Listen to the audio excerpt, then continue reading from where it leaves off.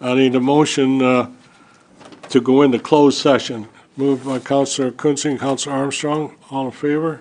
Carried. And I also need a motion that council approve Adam Fisher, manager, Watson Associates Economists Limited, Chris Barden, Vice President Cushman and Lake Wakefield ULC, and Chris King, Chief Executive Officer, Quinte Economic Development Commission, to be permitted in camera in relation to confidential staff report QW 2024-00068.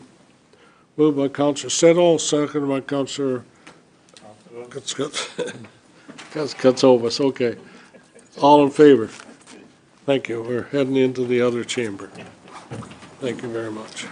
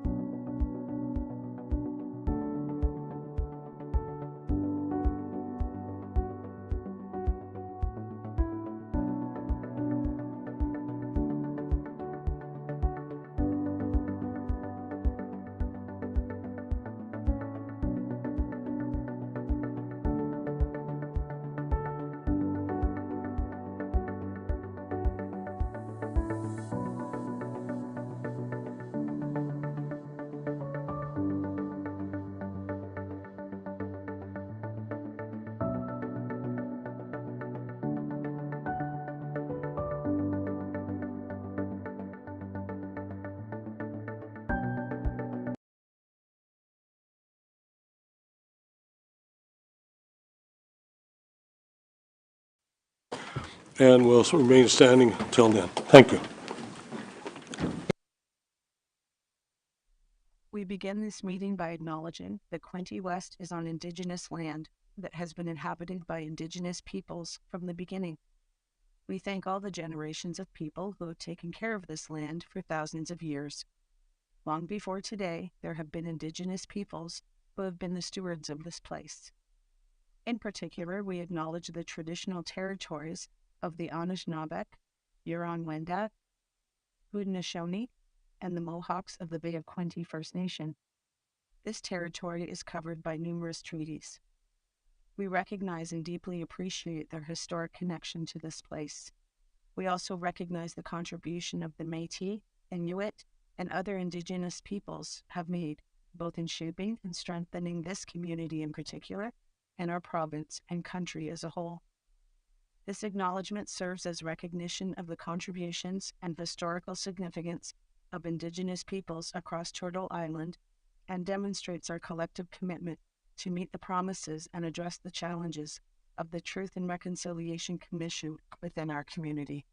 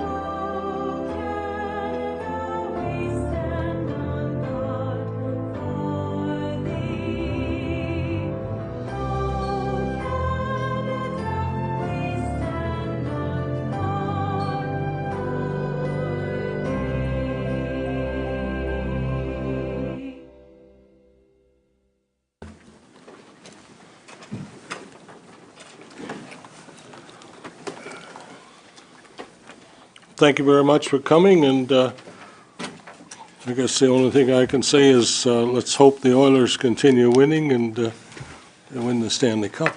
That'd be great. Be great. Fantastic. Okay, well, thank you very much. Any disclosures of pecuniary interest? Declare that closed. Approval of the agenda. Mover and seconder, Councillor Kunsky, Councillor McHugh. All in favor? Carried, thank you. Delegation, June Keller and Gary Forbes. Are you here tonight, or? No?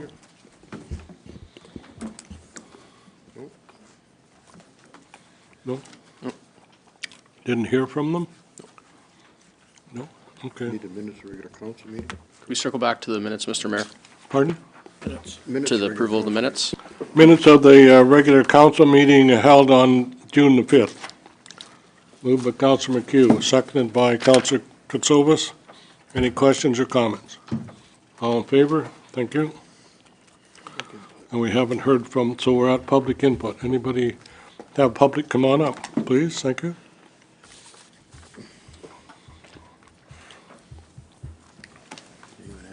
Good evening, Mr. Mayor. My name is Lee Burrows, and I live at 45 Cruz Crescent. It has been brought to my attention that during the June 5th council meeting, there were some very serious allegations made against me and some general complaints about children playing on our street. There was a resident of Cruz Crescent who spoke during the public input time period. Her recollection of the events that occurred in April of 2022 are not accurate. I will now describe the day that she spoke of. When she rounded the corner onto Cruz Crescent, there were a number of children that were playing on the street and a number of parents that were on the side of the street. When she rounded the corner onto our street, we could see and hear her car accelerate towards the group of children that were playing on scooters and other similar toys on the street. When I realized that she was speeding up, I moved to the middle of the street and faced away from her car so that I could make sure all of the children were safely off the street before the accelerating car reached them. When I turned around to see where the car was, it was stopped less than a foot away from me. It was a smaller car, but I could have reached out and touched the hood. It was that close. My stepping into the street was not to prove a point, as was stated. It was to ensure the safety of the young children and allow them time to get out of the way of an accelerating car. When I turned around, I saw two women in the car. The driver was screaming at me to get out of her way. This is when she alleges that I threatened her, slammed my fists on the hood of her car. I neither threatened her, nor did I attempt to damage or touch her vehicle in any way. I could tell that she was very upset that I was in the road. I did get out of the way once I ensured the children were safely off the street. As I moved out of the way of her car, the driver accelerated very quickly, and as a result, the mirror of her car hit my hand. At this point, and at every point during this interaction, I did not feel that it was worth escalating. When she reached the northwest corner of Cruz Crescent, she stopped and began to scream at me from her car. The short version of what she was saying, and I quote, "I don't give a shit if I hit your kids, they shouldn't be playing in the road," end quote. At this point, another neighbor, who is an OPP officer, and his family were joining us on the street. He and I did follow the other resident down the street to carry on this conversation. She was not chased down the street, as she alleged. There were several witnesses that day, including an OPP officer, who I'm sure would be happy to provide statements if those would be required. She claimed that she has been targeted since that day and that she feels unsafe. I can assure you, nobody on our street has done any such thing. If the OPP sergeant that was at the council meeting on June the 5th would like to discuss the incident further, I would be very happy to do so. I'll take some time now to describe our street to you. If you come down our street, you will see many kids out playing, but you will also see parents out supervising. We have an it-takes-a-village mentality on our street. You will find you will also find that the residents of our street have a wide range of occupations, from nurses, teachers, retirees, law enforcement officers, veterans, and active duty military members of all ranks and trades. Professions that are selfless and give back to the community. In that group of residents are multiple military children who continue to show resiliency and bravery as their parents are deployed continually and they are regularly posted from location to location around Canada. Residents on this street come and go, but what does not change is the welcoming nature of both the parents and children. The north side of Cruz is home to around 30 children ranging in ages from 1 to 17. Most of the families have been here for a number of years and lived here prior to COVID. COVID turned the world upside down, and as a result, no one was allowed to see each other and the children were not allowed to play together. This was especially hard on the younger children who didn't understand why they couldn't hang out and play with their friends. Thankfully, this did not last forever, and we've been able to carry on our close sense of community in the years since. You will again see street pizza parties, which the kids have termed streetza, evening hangouts, chalk racetracks for scooters and bikes, road hockey, rollerblading, basketball, and the list goes on. You will also see the kids playing together, helping each other. You will see older children mentoring younger children. Our street has built a reputation of being a family-friendly and welcoming part of town. Several people have mentioned that our street has been recommended to them when they are posted in from other bases. The adults on our street not only give back to the community through their professions, but they do so in their free time as well. You will find volunteer lacrosse coaches, soccer coaches, hockey coaches and conveners, team managers and trainers. All of these are volunteer positions that the parents on our street are proud to help out with. The children on our street are also heavily involved in community sports programs.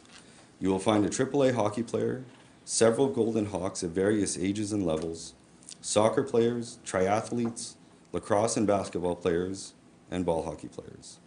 When the kids are outside on the street, they're having fun, but they're also working on perfecting their skills, training for events, but most importantly, they're having fun.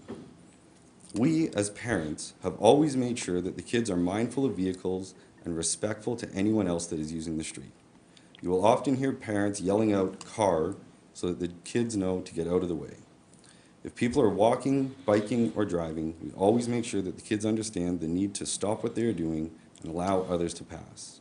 Neither the parents nor the children have ever been rude, used profanity, or given the finger to anyone on the street. On the evening of June 14th, we had a very unsettling incident occur that was a direct result of the June 5th council meeting. City Councillor Duncan Armstrong drove down our street of Cruz Crescent taking pictures of our children playing. To be clear, he was driving while taking the pictures and not stopped. My other concern is what was the point of these pictures? He is neither a bylaw officer nor a police officer. During the June 5th meeting, the chair of the council apologized to the resident for the inconvenience and ignorance that you are putting up with. I would first like to note that the resident that spoke on the June 5th meeting lives on the south side of Cruz Crescent. The inconvenience that she puts up with could easily be solved by taking the south side of the street and not the north. Instead, she chooses to continue to speed down the north side of the street, attempting to scare the children. What is more ignorant? Kids playing outside and having fun and being respectful, or members of city council driving around taking pictures of children playing? With all of that in mind, we would still like to extend an invitation to any member of the city council to come by the street on any weekend and experience the ignorance that this resident has to put up with. Pizza nights are easiest, but we can barbecue as well. Thank you. Thank you very much. And listen, I might have played road hockey. Wasn't yesterday. But, you know, it's from my point of view, I'm glad that your children and all the children are out there enjoying all the things that they can enjoy and learning. You know, a big part of life is learning to get along with other people. And I'm sure that's what you're helping them do. Absolutely. And there's no counselor here that has the right to be out on a street or on any place taking pictures of children. Nobody. And I'm not recommending that be done again. In fact, it should stop immediately. Thank you. And that's the same with everybody. That's the same for everybody. That's me and everyone else here. Yes. And you don't take pictures without permission. And then you make sure that every parent knows that my child, yes, it's not one, it's everybody. But again, I thank you and I appreciate you coming here. I wish I could remember everything like you have. I can't. I don't. I'm not able to because there's just my traffic and my cards don't all flip at the same time. So, but I'm thankful that you came. Any comments? Anybody else? And I guess, have I missed anything? If I have, tell me.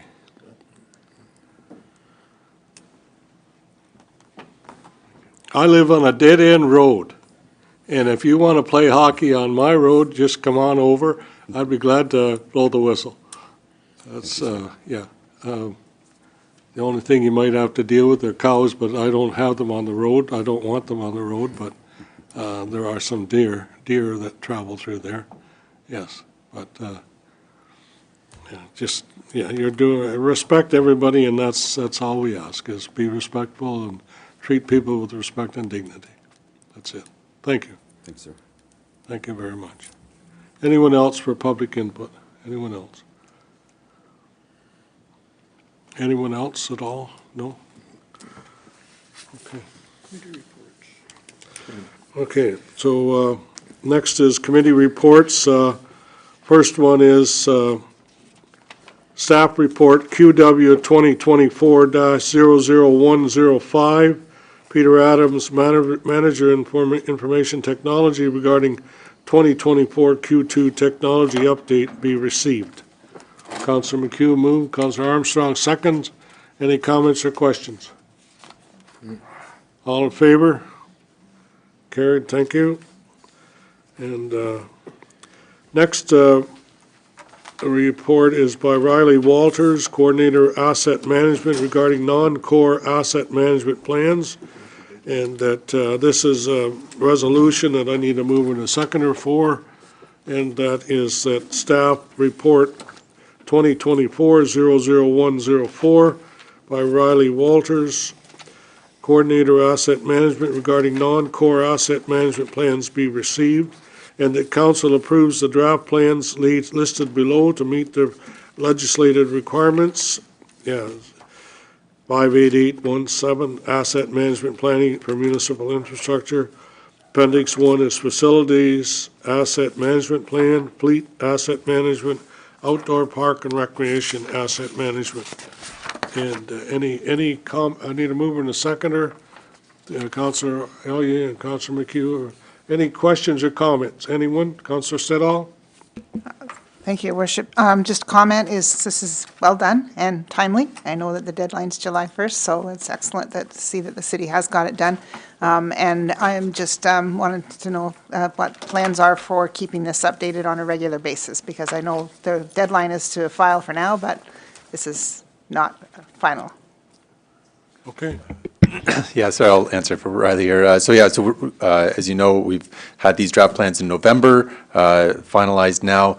So going into budget, we will update all of our core infrastructure plans. We have new data coming in, obviously using that for roads, things like that, to update those plans every year. And obviously the next deadline requires setting service levels.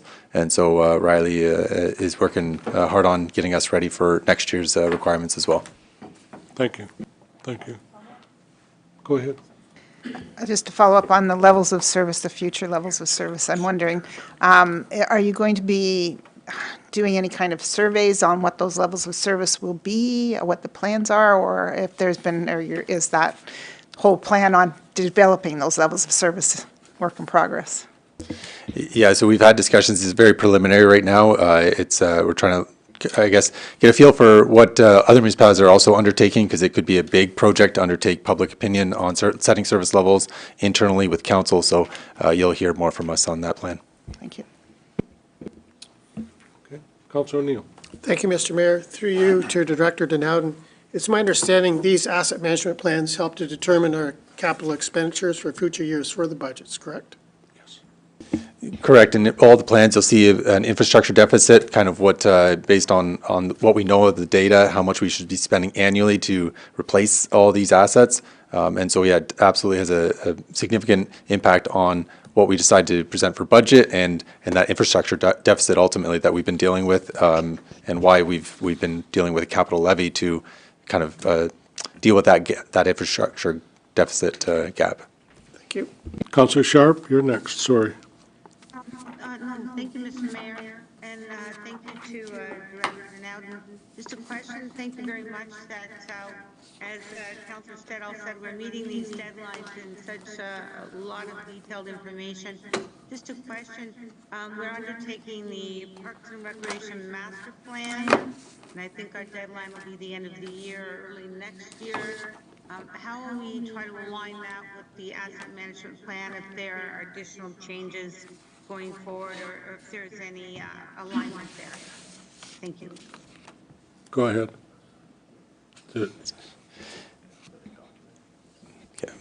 Yeah, so it is asset management planning. It's a living document. We do keep it updated as much as we can. So, of course, the results of that Parks and Rec plan will be integrated into the asset management plan, and that goes for all growth studies, growth projects, any industrial lands strategy, any strategy we have, we are integrating it into asset management planning. Okay. Thank you very much, Director Denowden. Thank you. Okay. Anyone else? Questions? All in favor? Carried. Thank you. Okay. Next is minutes of the Planning Advisory Committee meeting held on May the 16th. Resolution, the minutes of the Planning Advisory Committee meeting held on May 16th be approved. Mover, Councillor Quinte, Councillor O'Neill. Any comments or questions? Comments or questions? All in favor? Thank you very much. Carried.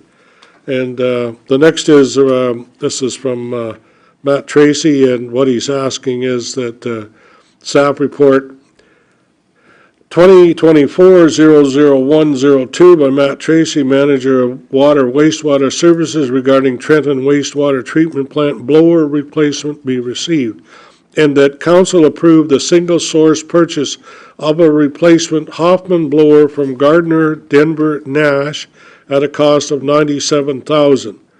So I need, I guess I need a resolution that I need a supporter of Councillor McHugh. I need a seconder, Councillor Elliott. Oh, sorry. Voice is on the screen, too. Oh, question? Voice. Voice, or you want to second it? I think your head said yes, but I don't know what the question was. Can't hear you. Just going to second it. Second. Oh, okay, well, we'll save it for the next one. All in favor of this one? Carried, thank you. Okay, the next one is by Robert Jackson, Manager Engineering Services, that staff report 2024-00109 by Robert Jackson, Manager Engineering Services regarding County Road 40 box culvert be received, and that council approve the single source procurement of a 3,000 millimeter by 1,800 millimeter box culvert from Concast Pipe Incorporated for $128,219 plus tax. Mover and a seconder for that one. Councillor Kunze move. Councillor Boyce second. Any questions or comments? How big is that? How big is 1,800 millimeters or 3,000? Your Worship, so it's a standard 3-meter span box culvert. 3 meter. Yeah, 3 meters, and existing there's a 900 diameter, so almost a meter culvert, which is in poor shape, and so we have a capital project to replace that with an upsized culvert, which will allow increased development in and around Second Dug Hill Road. Good, thank you. Very good. Okay, all in favor? Carried, thank you. Okay, we got that, got a culvert in place. Okay, I got We've got a little bit of work to proclamation. do before that gets in place. I say we have a little bit more work to do before Yeah, it's in well, place. we got it in place, they have to put it. And we did our part. We did our part. It's Get a- on with it. It's on a truck. Okay, the resolution that council proclaimed the month of June as National Indigenous History Month in the city of Quinte West. And further, that Quinte West sign in the Veterans Skyway Bridge be illuminated in the color orange for the month of June, pending no scheduling conflicts. That's great, yeah. And submission received, oh, that's the next one, okay. I have Mover in a second. Move with a question. Okay, Can we do A and C together? They're almost identical. yeah, it's no problem. I have no problem doing them together. You move it? Yeah, I'll move it A and C as well. This is, This is C, okay. still National Indigenous People Day and the Skyway Bridge. I haven't got the same page. Anyways, okay. A and C moved by Councilor McHugh, second by Councilor Elliott. Any questions or comments? Anyone? All in favor? Carried, thank you. Okay. B now. Now we got B. Council proclaimed June 19th as World Sickle Cell Awareness Day in the city of Quinte West, and further, that the Quinte West sign in the Veterans Skyway Bridge be illuminated in the color red on June 19th, pending no scheduled conflicts. Mover and seconder for that one. Moved by Councilor McHugh. Councilor, second by Councilor Reed. Councilor Reed. Thank you. Seconded. Any questions or comments? Questions or comments? All in favor? Thank you. Wow. Okay. Then I'm at D, that council proclaim June 27th, 2024 as Multiculturalism Day in the city of Quinte West, and further that the Quinte West sign in the Veterans Skyway Bridge be illuminated in the color red on June 27th. Mover and seconder. Councilor Card and Councilor Kutsovas. Any comments or questions? All in favor? Carried, thank you. Now we got correspondence, both printed and non-printed. Any questions or comments? Mover and a seconder for the correspondence. Moved by Counselor McHugh. I need a seconder, please. Seconder, Counselor Elliott. Wow. Counselor Boyce, you're thirding, so you're on the next one. All in favor of that information, for both printed and non-printed? Okay. All right, then I'm at the, I guess, notice of bylaws. I want to do the bylaws before I go ending. Okay, bylaws, I need a mover and a seconder for the bylaws, please. Counselor Quinte moves, seconded by Counselor Boyce. Okay, any comments or questions on bylaws? All in favor? Carried, thank you. Okay, we're at notices of motion. I have There's no none. other business. Pardon? We'll get to it. Pardon? Wants new business? I'm coming to new business, yeah. I've got nothing under notices of motion. I'm at new business. Anyone for new business? Counselor O'Neill. Thank you, Mr. Mayor. Through you to Director Jardine. We just received an email from the Quinte Home Builders Association about the new development charges, which I feel we are grossly undercharging. But their concern is that the study was published June 14th, and they were required to have responses by June 21st. They feel that's an unreasonable time limit. Is there any way we could increase their response a little Time. bit longer? Required time limit. Through your worship, but maybe if you could defer that to Director Denowden, as his department's running that process. I do believe, though, I would say that I understand that there's multiple steps in the process, and that effectively, while there's a very specific period for initial comments, there is going to be a stakeholders meeting with the Home Builders Association and various other steps before the final report comes to council. So I don't believe it's just one opportunity for input. But I don't know if Director Denowden's got any more comments to make on that. Okay, I thought he asked Director Denowden to make a comment on it. okay. Mr. Mayor, maybe I'll answer that question. Yeah, I don't see any reason why we can't extend that date a little bit. We are planning on having the public meeting. I believe it's at the next council meeting, so we would need those comments before then. But leave that with me. We can have some discussion internally and get back to the home builders. That would be great. Thank you very much. Okay, thank you. Anything else under new business? Anything else? Anybody, anything else? Okay, all right. Bylaws, I've already done the bylaws, so I think we're at the place we want to be. Any announcements? Okay, we'll start with, Councilor Reid had a hand up. pardon? Councilor Reid, announcements? Or, Yes, thank you very much. This weekend, June 21st, 22nd, and 23rd, Frankfurt Flyers Basketball are hosting the Frankfurt Summer Softball Classic Tournament.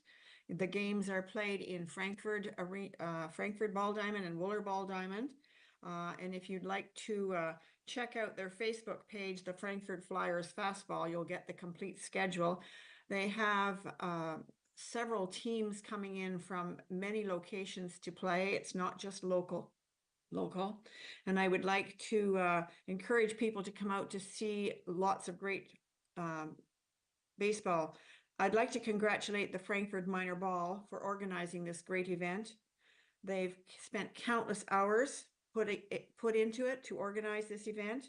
So if you want to see some great baseball this weekend, some fastball, come on out to Frankfurt to watch some great baseball games. The first game is Friday night at 6:30 at the Frankfurt Diamond.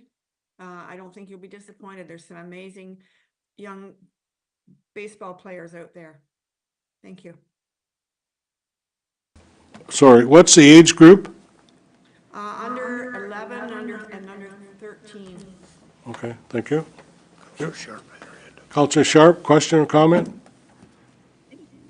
Just a comment, Mr. Mayor, just again, reminding everyone of the cooling stations that we have and that the splash pads are available, and thanking the volunteers and staff. But I also wanted to highlight that the 2024 Summer Concert Series begins this weekend, and they're all posted on the website. And there's also, there's a little flyer here. They're on Wednesdays, Fridays, and Sundays at various locations: Frankfurt Tourist Park, Ted Snyder Bandshell in Trenton, and at Fraser Park. So Frankfurt Tourist Park, Ted Snyder Band Shell, and in other locations in Trenton. But they're great. They're different nights, Wednesdays, Fridays, and Sundays. And bring your lawn chair, put this close by and participate. They're free of charge, and they're just a lovely opportunity to get out and enjoy this weather.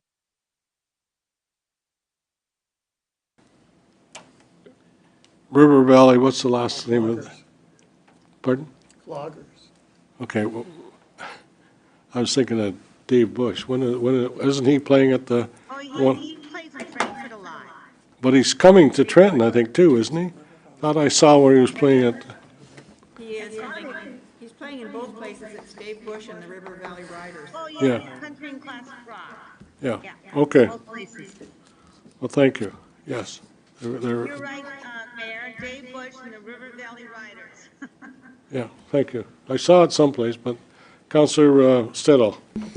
Thank you, Worship. I've been away. People may have noticed that. I was at GFOA, representing municipal finance officers at GFOA Alberta, and so I was there when Edmonton won the Western Cup, which was really nice. But then I was also down in Orlando with GFOA US, with over 4,500 delegates there from all over the country. And I just wanted to say, to bring back, is that I missed the council meeting where Councillor Neal commended finance staff for the work that they've done with the financial statements and getting that award. It is huge. That is something that staff should be very proud of, is to be getting that type of award when you see all of the real thousands and thousands of people that do this job. And for us to get that award is really something. And I will also say is that when I was in my travels, I was making sure I was promoting our air show, which is coming to town at the end of the month. And I've rounded up quite a few family and friends that are going to be coming just in passing the word along. So I really am looking forward to the event, and I think. Sorry, did I say the air show? Yeah, right. Did I say Thank the you. air show? Thank you. Yes. Fantastic. And then market. Fantastic. Yes, Okay. and one other thing that happened is Homestead Marketplace grand openings. That was, I was pleased to be able to attend with Councillor McHugh and Councillor Allier, and just a significant event for the city to have all of those businesses open now. It's a place that's going to be with Shoeless Joe's now, and with the, I'm not going to call it the action track. It's excellent, and there's history inside the play portion that shows the history of Quinte West, which I think is exciting that they've built that all in. And then, of course, they had the grand announcement of the new hotel that's going to be opened up or built soon. So, yeah, it's been a pretty... Fantastic, isn't it? You know, It is. We'll take this one step further. We're trying to get St. Hilaire opened as another on and off ramp for the 401 for Quinte West. Yes. You know what the problem is? Money. That's all. Not That's the money. only problem is money. Other than that, if we pay for it, we can do it. That's what they've told us. Councillor McHugh. Thank you, Worship. And a follow-up to Councillor Stedall's comments with regard to congratulating our financial department. It seems every week, indeed, if not every day, we're congratulating members of our staff. We have excellent staff who do a great job, but I had something unique happen to me on the weekend. I was out of town in Odessa, actually, and a Quinte West resident come up to me and said, "I want to congratulate you." He said on the quality of staff and the people that you pick as subcontractors, and he was referring to brushing, which we've heard a lot of complaints about over the years, but I wasn't aware of this, but I guess we've hired a contractor, QBT, well-known in this area, and he was saying they're doing an excellent job. So not only is our staff doing good work, they're hiring good people, and I thought it'd be nice just to put a kudos out there to one of our local contractors, let them know that they're being watched and they're doing a good job. So, and I encourage everybody, with regards to the air show coming, this is a chance for us to show what a first-class place city of Quinte West is. We're going to have upwards of 100,000 people over 2 days, so be on your best behavior. Thank you. Okay, I don't, is that a warning? Or? I think so. I was going to say the same thing. We've been scolded ahead of time. Okay, anybody else? I'm coming this way. Anyone else coming this way? Councillor Sharp or Councillor Reed, anything? Anything more? Councillor, no? Okay, Councillor Allier? I'll just add that we did open the Buster Allier Children's Yes. Park next door here last week, and I know the library is making well use of it with their children's program and that, and I hope everybody can get out and enjoy it. It's, a lot of people don't realize it, but the way the patio stones are placed there, it's in the image of a turtle, and you can really see it from upstairs. I didn't realize it until it was pointed out to me when you're standing there, but, and all the stones have significant placement there, so I was told for the children to sit around and to sit on, and it's not something that's a hands-off thing in a sense. It's something that they can use and watch the flowers and they apparently the types they've put there, according to the Wentworth lady that I talked to, they're ever bearing as far as blossoms and that. So the I guess the butterflies and the bees will have somewhat of a year-round use, except when the winter comes. I would presume it'll subside somewhat. So, but it can be used year-round. So I thank everybody for attending that. And even though it's my namesake. I'm not one of the trustees. I'm just a family outlaw, I guess you'd say, that happened to be there, so, or a family member. But anyway, I know, Mr. Mayor, you asked me to recognize that opening this morning, and Councillor McHugh was there to help also. So thank you very much, and thanks for staff putting that together and working with trustees to get a final product in place. Thank you. Thank you. Councillor Card, any comment?